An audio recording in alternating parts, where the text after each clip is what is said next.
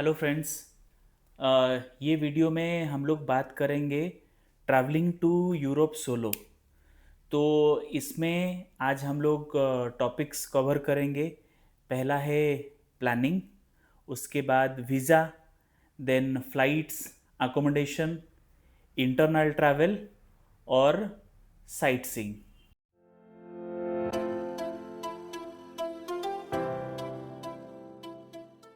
पहले आता है प्लानिंग। जब भी आप फर्स्ट टाइम यूरोप के लिए ट्रैवल का प्लान करें, मेरा रिकमेंडेशन ये रहेगा आप मिनिमम 3 महीने पहले इसका प्लानिंग स्टार्ट करें।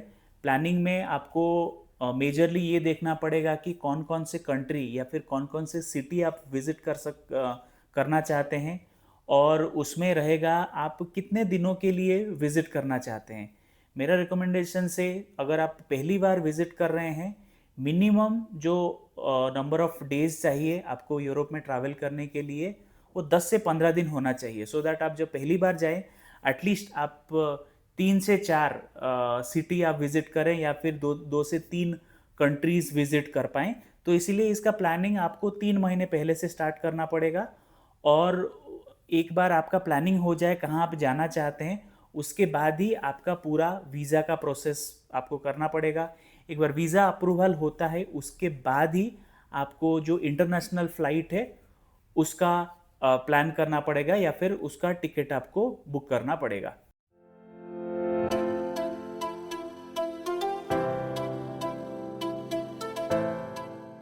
यूरोप के लिए ट्रैवल करने के लिए आपको शेंगेन वीज़ा की ज़रूरत है। शेंगेन वीज़ा से आप यूरोप में 29 कंट्रीज़ में विज़िट कर सकते हैं, जिसमें से 25 countries European Union member states में आता है और बाकी 4 है Iceland, then Norway, Switzerland and Liechtenstein. Okay, तो ओवरऑल 29 कंट्रीज़ में आप कहीं पे भी आप वीज़ा के लिए अप्लाई कर सकते हैं। वीज़ा के लिए हम लोग एक दूसरे टॉपिक दूसरे वीडियो में डिटेल में बात करेंगे, बट अगर आप फर्स्ट टाइम विज़िट करते हैं तो मेरा रिकमेंडेशन रहेगा जो कंट्रीज़ में वीज़ा अप्रूवल के चांसेस ज़्यादा है वहाँ पे आप अप्लाई करें। जैसे आप फ्रांस में अप्लाई कर सकते हैं, या फिर आप स्विट्ज़रलैंड में अप्लाई कर सकते हैं, या फिर आप स्पेन में अप्लाई कर सकते हैं। अगर आप फ्रांस या फिर स्विट्ज़रलैंड या फिर जर्मनी या फिर नीदरलैंड ये सब जगह पे अप्लाई करते हैं तो वीएफएस के थ्रू आपको वीज़ा के लिए अप्लाई करना पड़ेगा। अगर आप स्पेन में करते हैं तो बीएलएस इंटरनेशनल के थ्रू आपको वीज़ा अप्लाई करना पड़ेगा। ये हम लोग डिटेल में दूसरे वीडियो में डिस्कस करेंगे।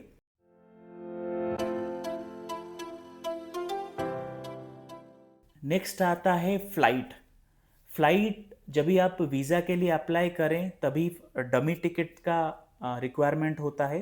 तो डमी टिकट आप कोई भी ट्रैवल वेबसाइट में बुक कर सकते हैं, बट ये जब भी आपको वीज़ा मिल जाता है उसके बाद ही ये बोला जाता है कि आपको जो एक्चुअल जो फ़्लाइट बुकिंग है वो वीज़ा मिलने के बाद ही आपको करना चाहिए। तो उससे क्या होता है, बिकॉज़ आप जब भी इंटरनेशनल टिकट बुक करते हैं आपकी प्राइस थोड़ा हायर रेंज में रहेगा और आप वो रिस्क नहीं ले सकते कि अगर वीज़ा रिजेक्ट होता है तो फिर आपका काफ़ी लॉस हो सकता है।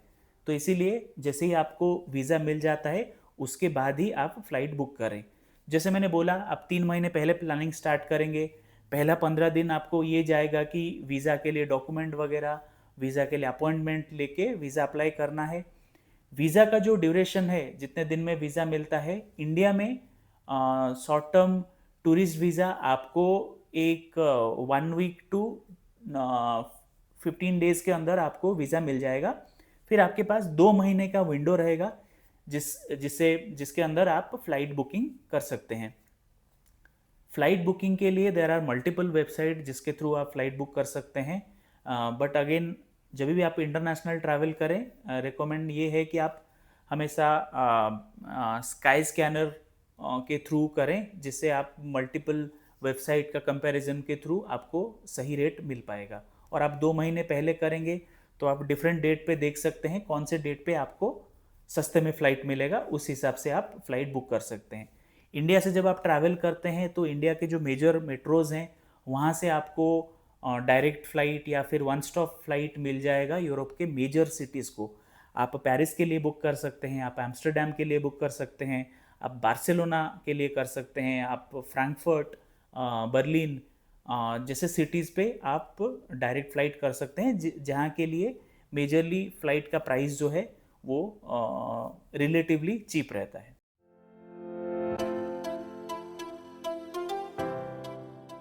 नेक्स्ट आता है आपका अकोमोडेशन। जब आप अकेले ट्रैवल कर रहे हैं तो कॉस्ट इफ़ेक्टिव रहेगा कि आप हॉस्टल में रुकें। तो जब भी आप कोई भी यूरोप के कोई भी मेजर सिटीज़ में ट्रैवल करेंगे तो वहाँ पे हर जगह पे आपको हॉस्टल मिल जाएगा। हॉस्टल आप हॉस्टल वर्ल्ड के थ्रू बुक कर सकते हैं, जिसमें आपको मिनिमम एक 10 यूरो से लेके 20, 25, 30 यूरो तक पर नाइट के में आपको हॉस्टल्स मिल जाएंगे। तो और जब भी आप हॉस्टल बुक करें, आप ये ध्यान रखिए कि जब भी आप कोई एक सिटी पे पहुंचते हैं, हमेशा जो हॉस्टल है वो near to a railway station होना चाहिए या फिर सिटी सेंटर के पास होना चाहिए, सो दैट अभी जब भी आप कोई एक सिटी पे पहुँचे तो आपको अकोमोडेशन ढूंढने के लिए ज़्यादा दिक्कत ना होना चाहिए, सो दैट आप सिटी सेंटर पे पहुँचे वॉकिंग डिस्टेंस के अंदर आप ट्राई करें कि आपका हॉस्टल मिल जाए। तो अगर आप चाहें तो अगर आप booking.com से भी हॉस्टल या फिर चीप होटल्स बुक कर सकते हैं, बट सोलो ट्रैवलर के लिए मैं ये चाहता हूँ कि आप हॉस्टल में रुकें और आपके तरह बहुत सारे बैकपैकर्स हॉस्टल में होंगे, आप उनके साथ इंटरेक्ट कर सकते हैं और उनके साथ डिस्कस करके उनका ट्रैवल जर्नी जान सकते हैं और आप कुछ दोस्त भी बना सकते हैं।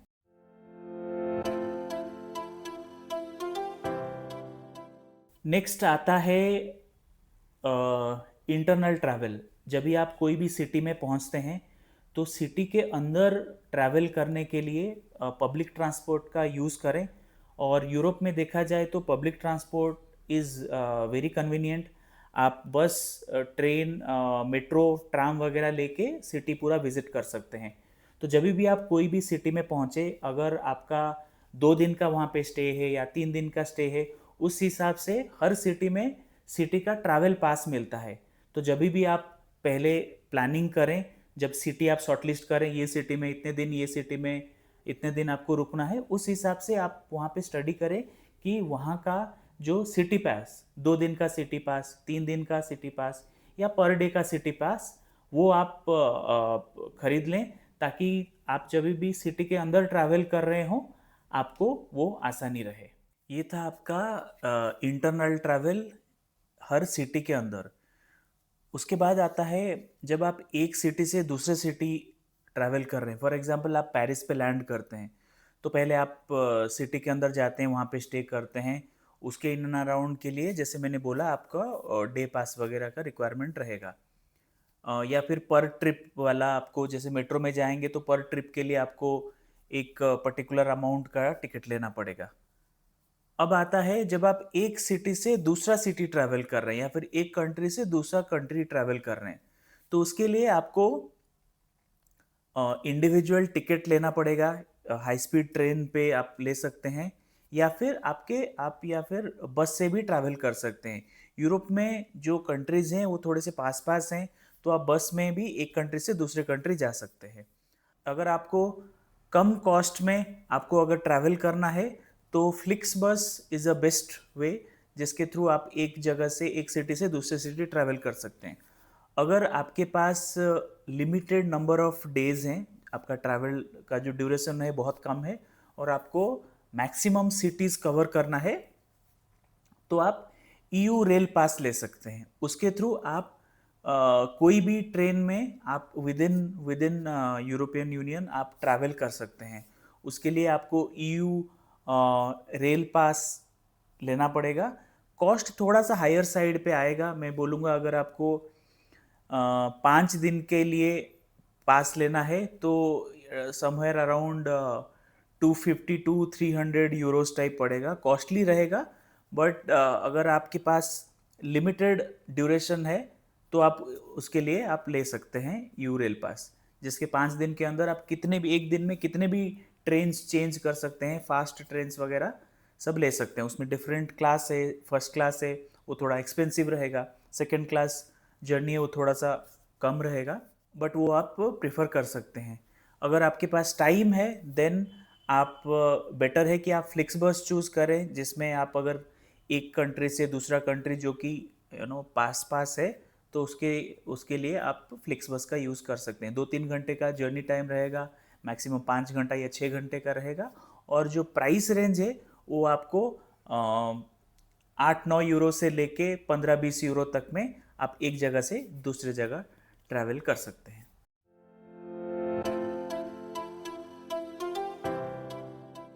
अब आता है साइट सीइंग। अगेन जब भी आप कोई भी सिटी में जाएं, उसमें आपको बहुत सारे जगह है जो कि टूरिस्ट अट्रैक्शन है वो रहते हैं।